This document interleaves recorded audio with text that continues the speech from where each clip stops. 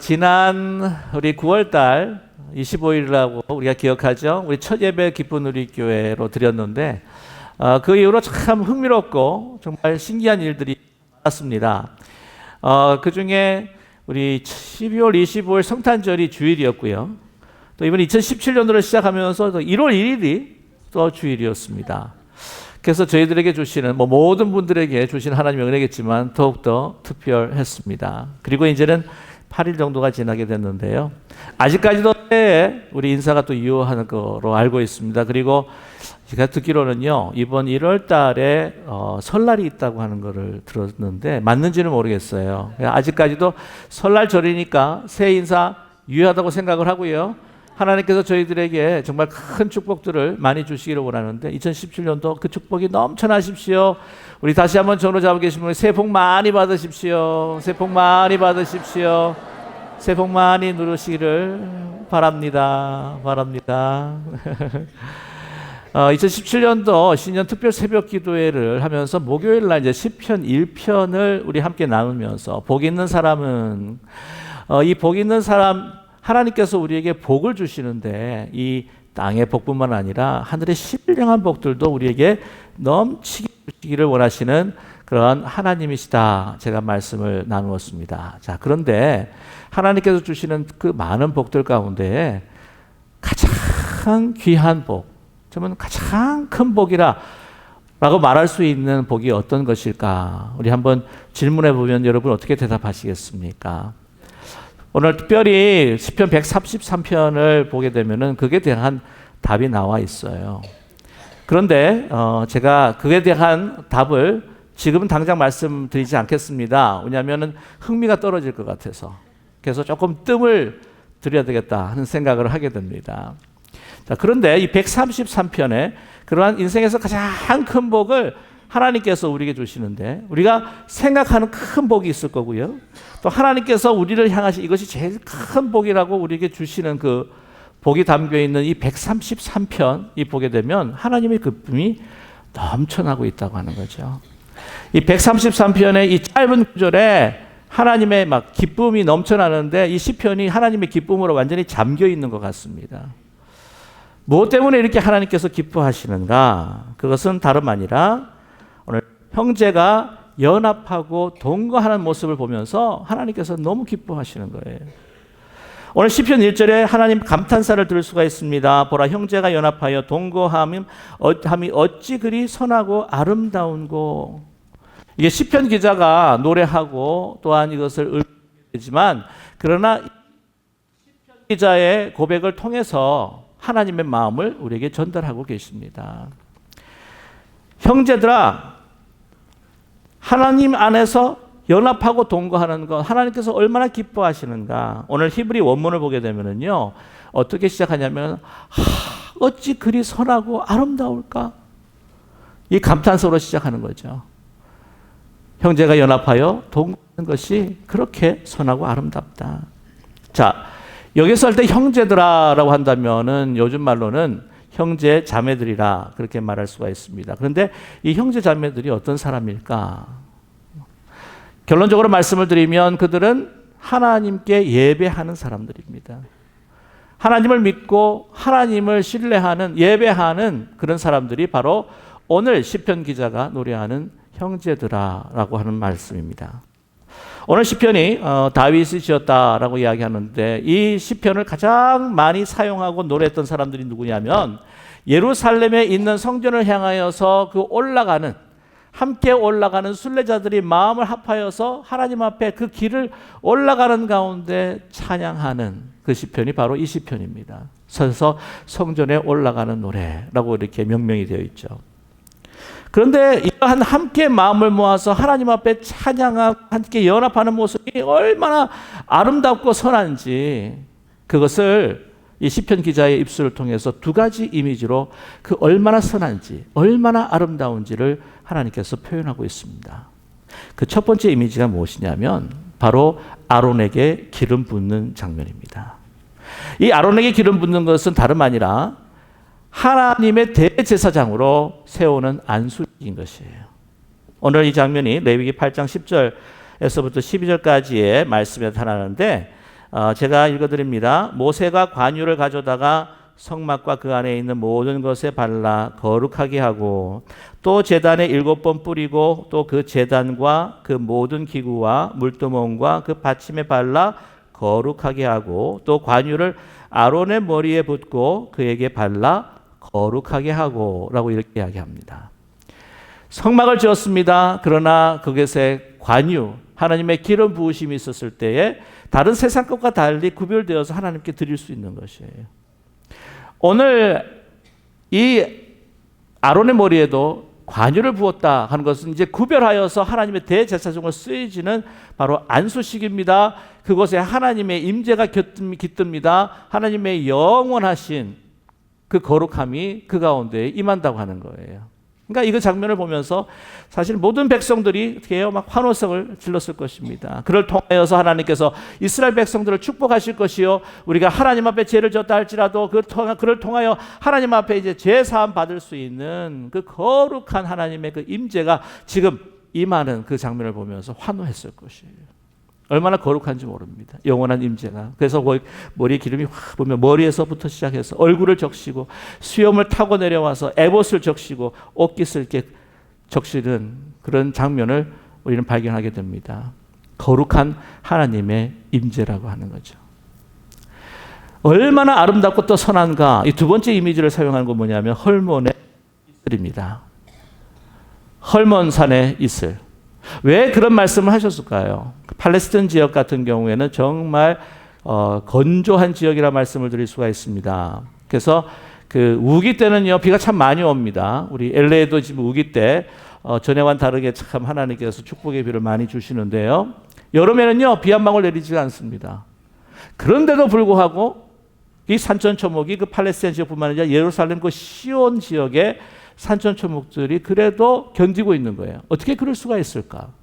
그 이유가 뭘까? 그것은 바로 헐몬산의 이슬을 맞기 때문입니다. 헐몬산이라고 하면은 팔레스타인 지역에서 가장 높은 산 중에 하나로 알려져 있습니다. 그래서 높이가 얼마냐면 해발 2814m니까요. 상당히 높은 거예요.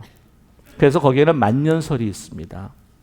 헐몬산으로부터 시작해서 여러분 아시다시피 그곳에 온 것이 갈릴리 호수가 되고요. 그 갈릴리 호수의 그 수원지가 되어서 갈릴리 호수는 무엇을 이룹니까? 요단강을 이루고 사해로 흘러들어가지 않습니까? 그런데 이 갈릴리 호수의 수원지일 뿐만 아니라 그 만년설이 이제 그 공기, 차가운 공기가 쭉 내려오면서 여름철에 그 더운 그 시온산의 공기와 만나게 됩니다.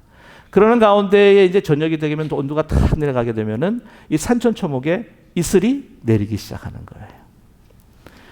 그러면 그 산천초목뿐만이 아닙니다. 그곳에 있는 그 양떼들도요, 물이 없어서 찾다가도 그 이슬을 먹으면서 그 물을 채운다고 합니다.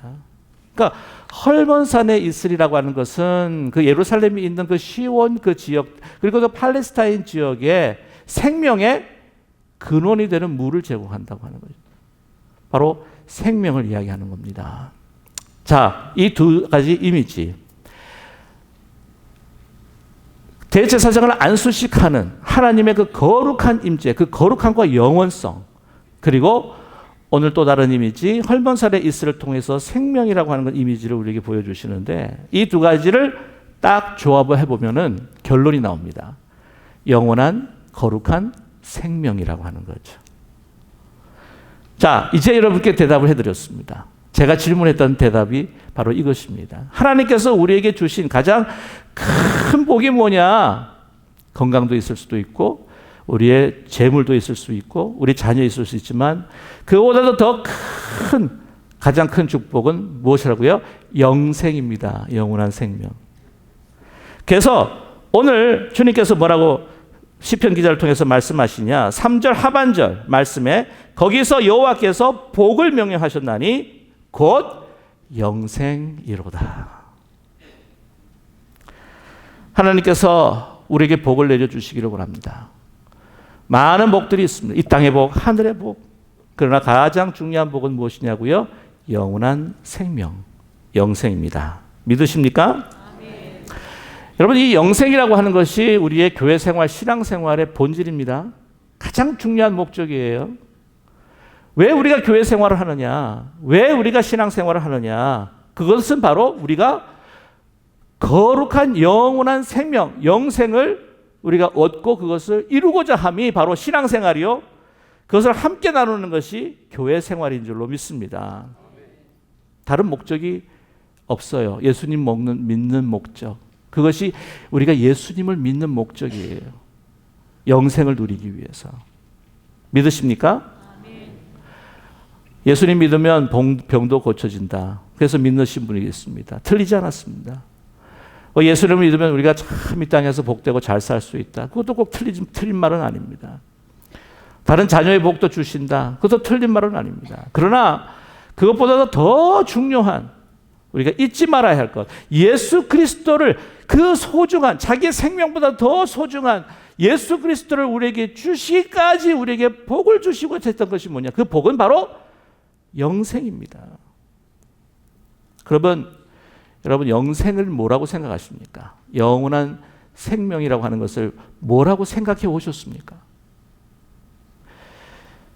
예수님께서 우리 너무나 잘 알고 있는 그 3장 그 16절 말씀, 17절의 말씀, 여러분 너무 잘 아시죠? 하나님이 세상을 이처럼 사랑하사 독생자를 주셨으니 이는 저를 믿는 자마다 멸망치 않고 영생을 얻게 하려 하심이라.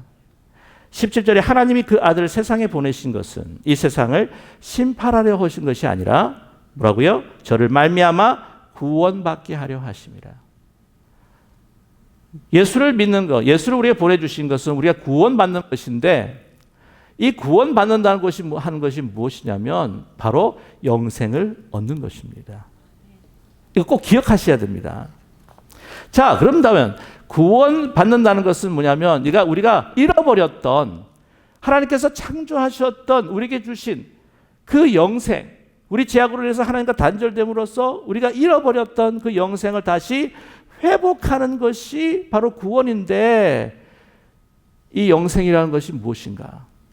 우리가 영생이라고 생각했을 때 죽어서 우리가 천국 가서 영원토록 1000 곱하기 1000일, 1000 곱하기 1000일 영원토록 행복하게 사는 거, 이걸 영생이라고 생각할 때가 있습니다.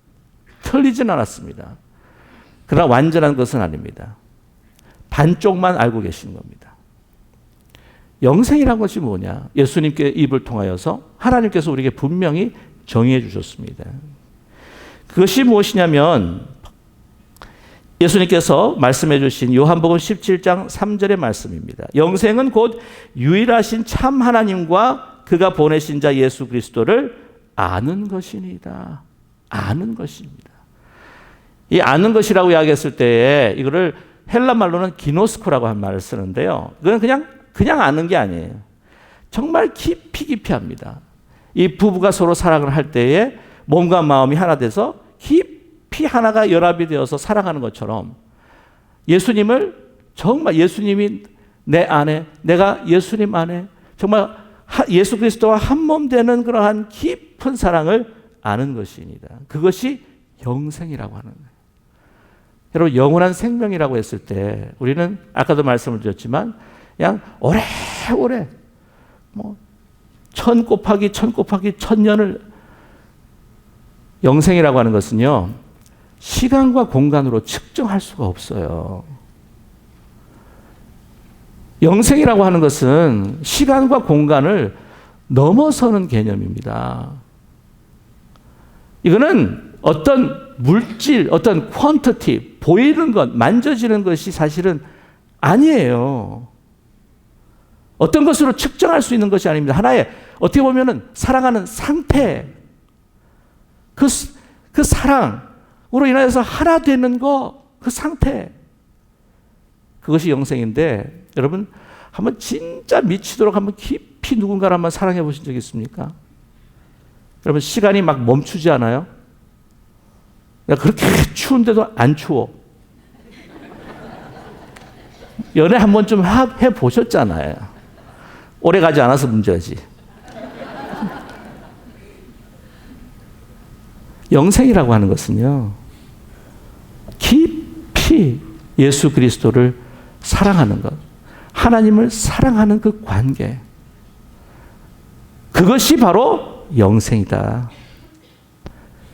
그래서 여러분, 우리가 육신적으로 죽는다고 할지라도 나의 죽었던 영혼에 예수 그리스도의 영이 들어오셔서 내 영을 살리시고 내 영이 살아났기에 우리가 하나님을 사랑할 수가 있는 거예요. 예수 그리스도를 사랑할 수가 있는 것입니다. 그래서 예수 그리스도의 영이 우리 안에, 하나님의 영이 우리 안에, 내가 하나님 안에 있을 때에 이 땅을 지금 현 순간을 살아간다 할지라도, 그때가 병들고 힘들고 우리가 고난 가운데 있다고 할지라도 주님을 사랑하고 주님이 나를 사랑하고 내가 주님인지 주님이 나인지 모를 정도로, 오늘 288장 나는 온데간데 없이 오직 주만 바라보도다, 그것이 바로 영생인 줄로 믿습니다. 예수님께서 말씀하셨죠. 이 땅에서 제일 큰 계명이 무엇이냐? 너희는 마음과 몸과 힘을 다하여 여호와 하나님 아버지를 사랑하고, 그리고 두 번째가 있습니다. 내 이웃을 내 몸과 같이 사랑하라. 내가 하나님을 사랑한다는 거, 하나님 앞에 예배를 드리고 주님 앞에 물질을 드립니다. 그런데 이것도 사실은 어떻게 보면 내 마음에 하나님을 사랑한다고 하는 그 느낌의 어떤 추상적인 사랑을 경험하는 거예요. 그러나 하나님께서는 추상적인 사랑이 아니라 정말 구체적으로 하나님을 사랑하고 구체적으로 하나님이 우리를 사랑해 주는 방법을 택하신 것이 있는데, 그것이 무엇이냐? 바로 우리 믿음의 형제들이 사랑하는 것입니다. 요한일서 4장 20절과 21절의 말씀입니다. 누구든지 하나님을 사랑하노라 하고 그 형제를 미워하면 이는 거짓말하는 자니, 보는 바 그 형제를 사랑하지 아니하는 자는 보지 못하는 바 하나님을 사랑할 수 없느니라. 우리가 이 계명을 주께 받았나니 하나님을 사랑하는 자는 또한 그 형제를 사랑할지니라. 하나님의 사랑, 내가 하나님을 사랑한다고 하는 느낌의 그 추상적인 그 느낌, 그것이 구체적으로 드러나는 것이 무엇이냐면 우리의 특별히 우리 가까이 있는 믿음의 형제들을 사랑하는 것입니다. 하나님께서 우리 믿음의 형제를 통해서 구체적으로 우리를 사랑하자고 우리에게 말씀해 주시는 거예요. 우리 안에 믿을 때, 하나님을 사랑할 때 그리스도의 영이 우리 안에 있습니다. 믿으십니까? 그렇기에 우리가 다가가서 다른 형제들에게 그 사랑의 손길을 내밀 때 그 손길은 분명히 말씀을 드렸죠. 내 손길이 아니라 내 믿음 안에 사시는 예수 그리스도의 손길입니다. 내가 우리 형제 자매에게 다가가서 힘들고 어려운 이에게 기도하면서 그 음성으로 기도해 줄 때에 그것은 내 음성이 아니라 내 믿음 안에 사시는 예수 그리스도의 영이 우리의 음성을 통해서 그를 위로하고 세워주는 바로 그리스도의 기도요, 그리스도의 음성입니다. 하나님의 사랑을 어떻게 구체적으로 우리가 느끼며 우리가 촉각으로, 내가 터치로 느낄 수가 있을까요? 바로 우리 믿음의 형제를 사랑하는 가운데 일어나게 됩니다.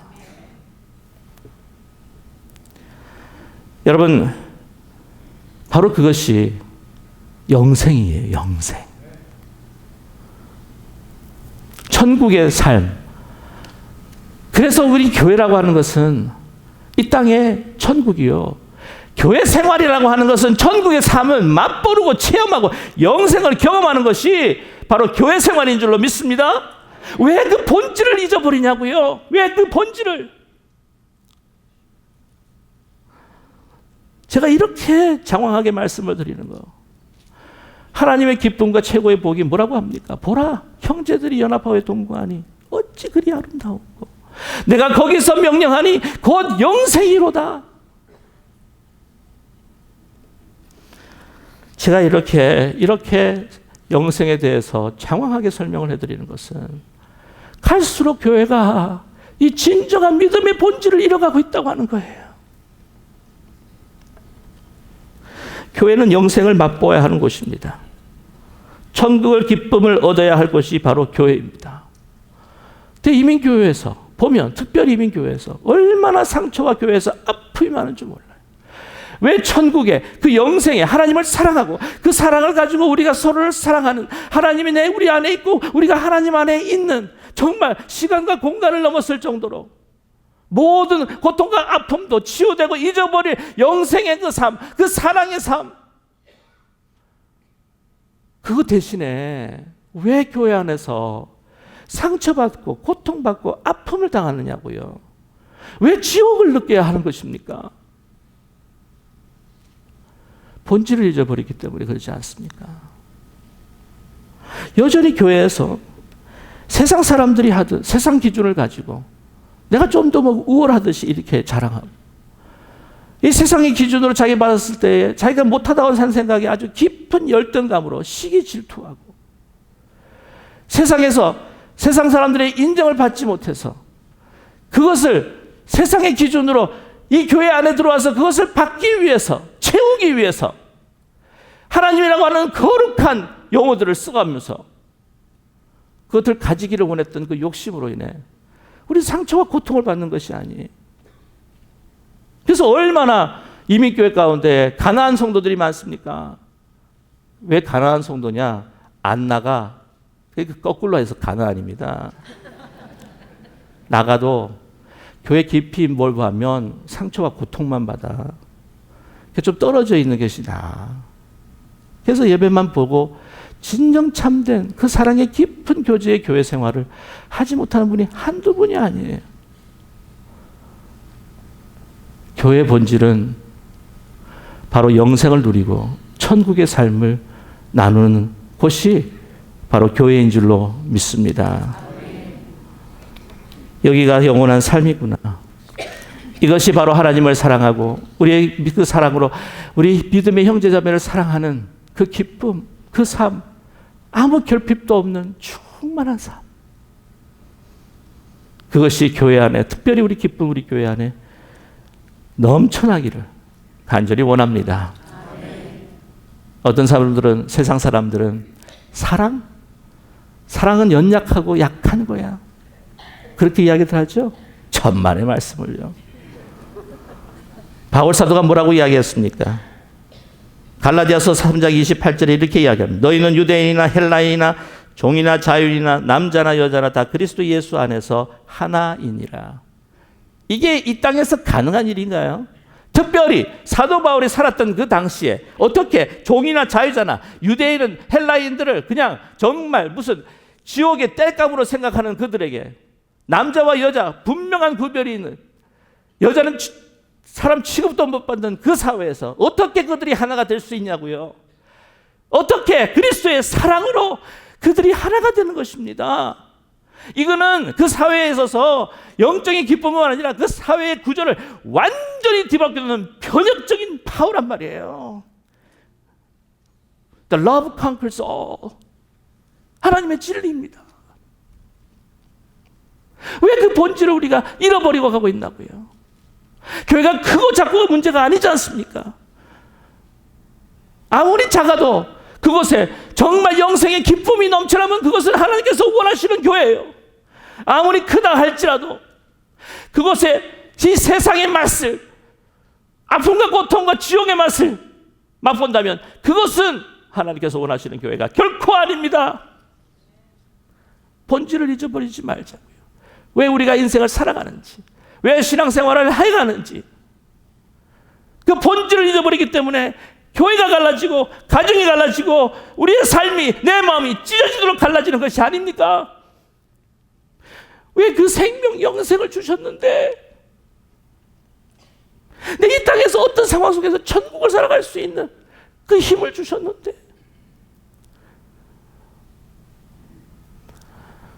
우리가 하나님 사랑 안에서 우리 사랑하는 성도님과 함께 연합할 때 하나님께서 보시고 형제가 연합하고 동거하니 어찌 그리 선하고 아름다운 거. 내가 거기서 내가 명령하노니 곧 영생이로다. 이 복이 저와 여러분의 삶에, 저와 여러분의 가정에, 특별히 기쁜 우리 교회에 복이 되시기를 간절히 소망합니다. 기도하겠습니다. 사랑의 하나님 아버지, 진정한 신앙의 본질을 잃어버리고 가고 있는 저희들을 불쌍히 여겨 주시옵소서. 예수 그리스도의 사랑으로 그 사랑을 가지고 섬기면서 서로를 사랑하며 천국을 이루어가는 가정이 되게 하시고 천국을 이루어가는 우리 자녀와 우리의 삶이 되게 하여 주시고 특별히 기쁜 우리 교회가 되게 도와주시옵소서. 교회로 인하여 상처받고 마음이 찢기고 낭망하고 실망했던 주의 사랑하는 많은 자녀들이 기쁜 우리 교회 넘치는 영생을 통하여 회복되는 놀라운 역사가 있게 하옵소서. 예수님의 이름으로 기도드립니다. 아멘.